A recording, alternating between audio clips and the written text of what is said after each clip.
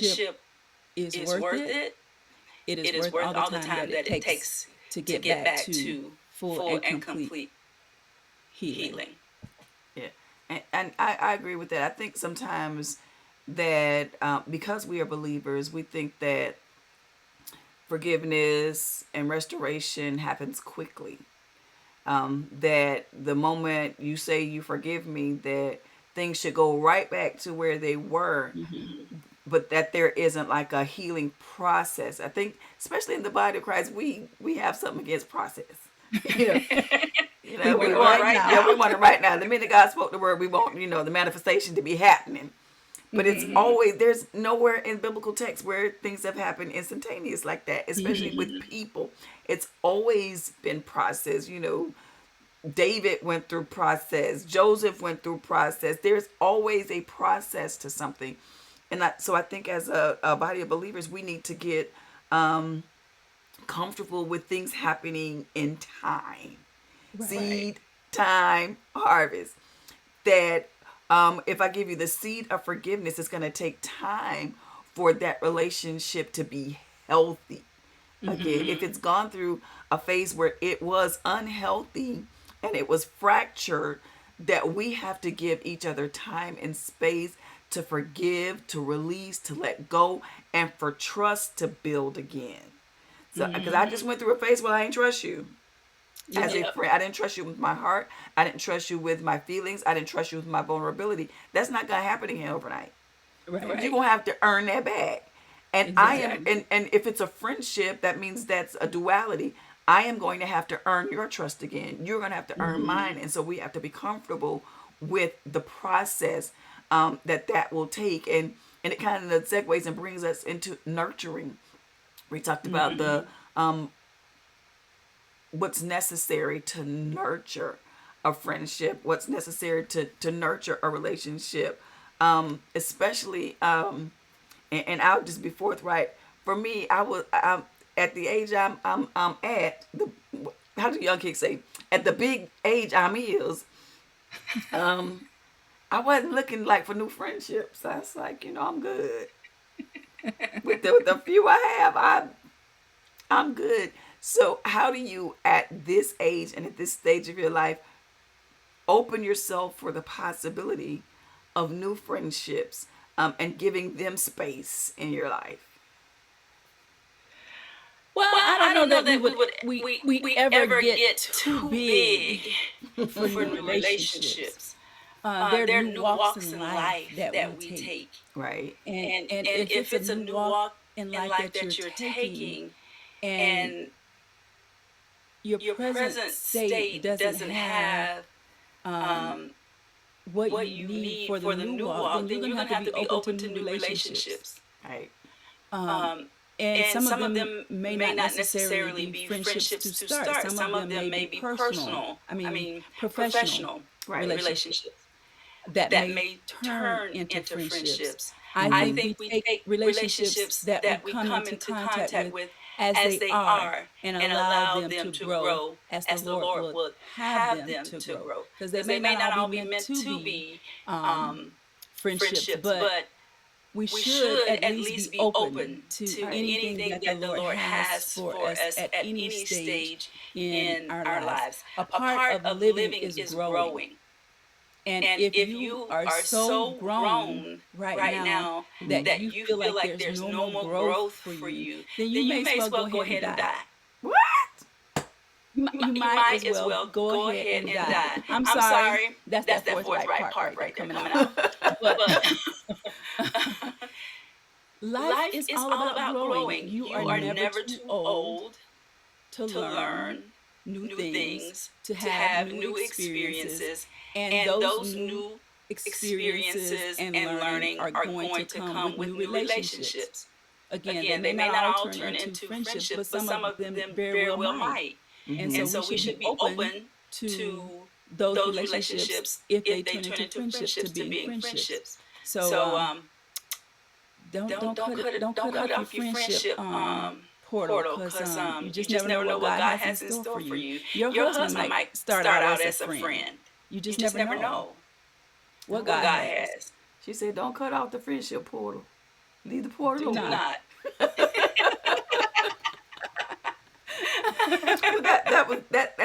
That's good. That's good wisdom to share, because I do think that, and I'll say, I'm not for other people. I'll say for me, I think if my portal wasn't all the way closed, it was closing.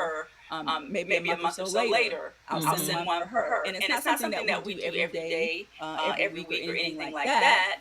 But it makes my day. And so since it made my day, I'm sure it's going to make her day. So you have to deal with people on the level that they're on, know what their love language is. So if Right. they like flowers and they send you flowers, you should reciprocate at some point, send them flowers.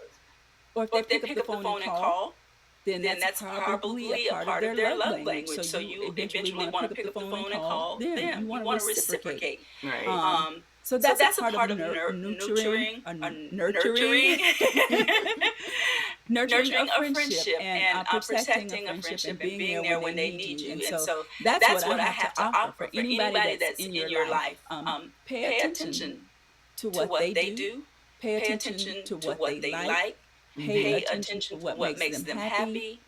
And just be that for them, because most likely they're giving you what they would like to receive in return. I love that. I love that. That's a great way to end this segment on friendships. Pay attention in your friendships. Give what you want and what they want. And so I love that, because I know sometimes in our busy lives, we can be fractured in so many areas that we don't give attention to the people that we love. And so we don't want them to feel like that they aren't on our minds, they aren't in our thoughts and in our prayers, and that they don't mean something to us. So make sure that you pay attention to the people that you love and that you cherish. Show them tangibly, not just in your thoughts and prayers, but show them tangibly that they mean something to you. We hope that you all have found value in this two-part series on friendships over 40, talking about how to be authentic in those friendships, how to fight for them, how to nurture those friendships, how to protect those friendships. So we're going to give you an assignment. I know you're thinking like, wait a minute, we don't want work. But your assignment is to think about the friendships that you have right now in your life. Think about someone who you can encourage, someone that you can pay attention to, someone that you can share with. Even if you have a fractured friendship, pray about that friendship, a friendship that may be going through transition. Pray about that friendship to see how you can either bring healing, restoration, reconciliation in that friendship, because friendships matter. The people that God has placed in our life, they matter. And we want them to know that they're special to us and that we love them. And so as we close, I want to let you know that we love you. Yes, That you are important to every single listener for this podcast that supports us just by watching, by sharing. We thank you. You are important to us, and we so appreciate you. So thank you so much for joining, for watching. Feel free to share if it has blessed you, and we'll see you all next time. Have a good one.